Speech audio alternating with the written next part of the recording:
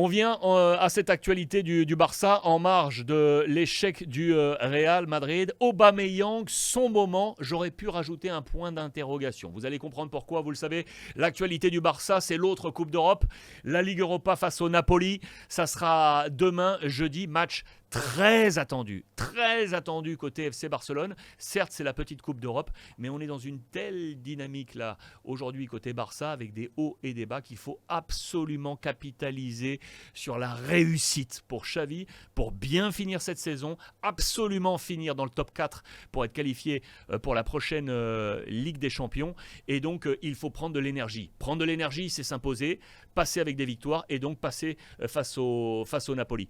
Alors, je vous ouvre la presse un peu catalane, on va la déchiffrer ensemble. Elle vient d'arriver, hein. Je peux vous dire qu'elle vient d'arriver. Donc je découvre un peu ça avec vous. Il y a pas mal de petites choses. Vous voyez que Pierre-Emerick Aubameyang a déjà affronté le Napoli. C'est à droite, regardez sur les colonnes. 1 but et 3 victoires contre Naples, notamment avec le maillot d'Arsenal. Je vous lis les titres. Aubameyang sait ce que c'est que de marquer contre l'équipe italienne. En 2013, il avait marqué un but ultra important pour le Borussia Dortmund. On était en Ligue des Champions. Donc il connaît le goût de la victoire face au Napoli. Ce ne sont que des histoires parce que le temps a passé et bien évidemment les adversaires ont changé. Mais ça fait toujours ces petites histoires qu'on aime à raconter. Le moment Aubame. Alors normalement il devrait être titulaire pour ce match face au Napoli. C'est ce qu'on nous annonce dans les colonnes de Sport, vous le voyez. Il est arrivé au Camp Nou pour ces grands moments. Il est prêt à jouer. On nous dit que physiquement, il est prêt. Il a eu de grosses discussions avec Xavi pour être installé dans ce plan de bataille. L'heure de rodage est passée et normalement, il est opérationnel pour être titulaire. C'est vraiment un gros rendez-vous attendu pour Pierre-Emerick Aubameyang et le Barça ce match de jeudi.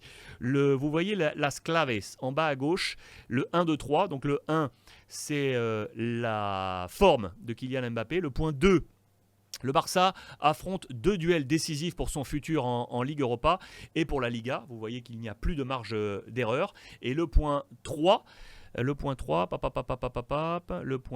c'est ça revient sur Pierre Aubameyang. C'est donc le fait de se dire qu'aujourd'hui, il faut tirer l'équipe vers le haut et que dans ses plans, il va placer Aubameyang dans sa position de titulaire. L'autre information forte côté Barça, elle est ici. Attention à la défense centrale. Pourquoi je vous dis ça ? Regardez, je vous ai préparé ce petit montage.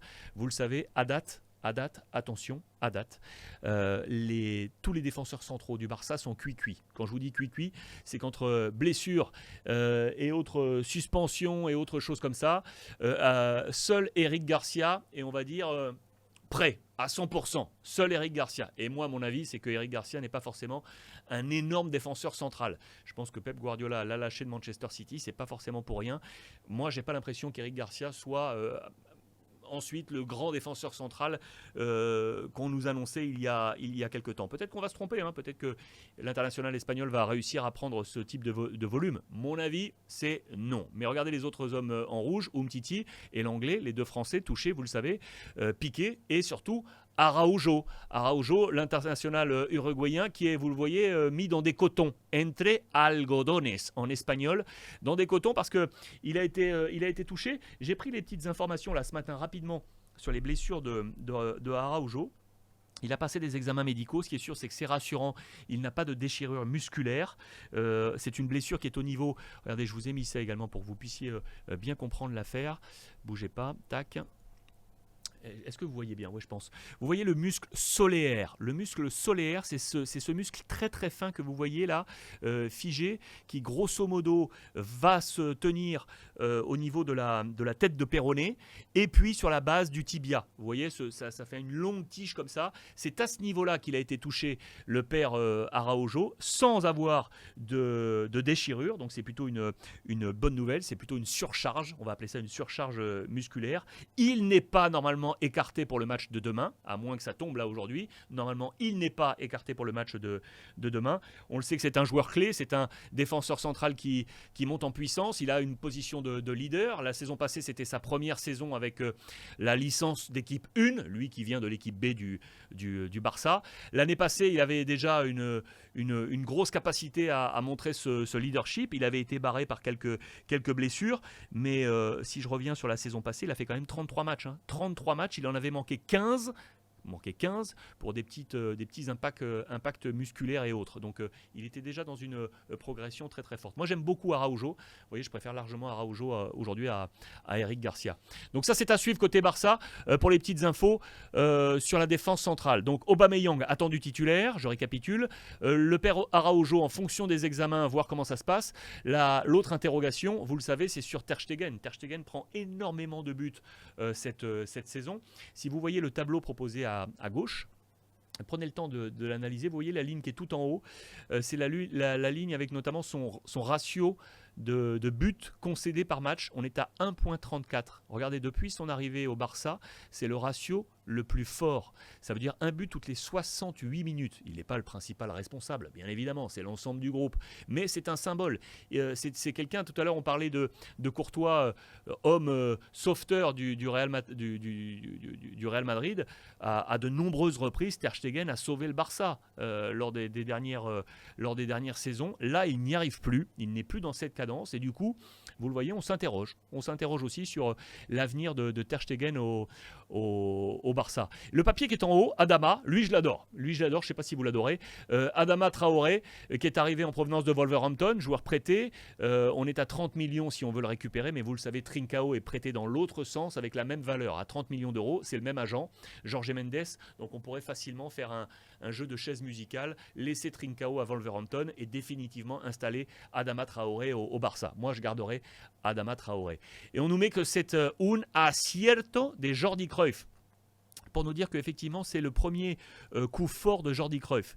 Pour vous rappeler pourquoi. Jordi Cruyff, je vous le rappelle, c'est le secrétaire sportif, on va dire ainsi, mais c'est surtout le directeur du football international officiellement du FC Barcelone, le fils de Johan Cruyff, bien évidemment, dans les squads de Joan Laporta. Et regardez le visage qui est à droite, Ramon Planes. Ça c'est intéressant pour vous parce que Ramon Planes, c'était l'ancien secrétaire technique du Barça. C'est lui qui s'occupait grosso modo des transferts et autres. Il a bossé notamment avec Eric Abidal. Et Ramon Planes est parti il y a quelque temps. Sachez d'ailleurs que Chelsea est très intéressé par Ramon Planes. Donc c'est une affaire à suivre.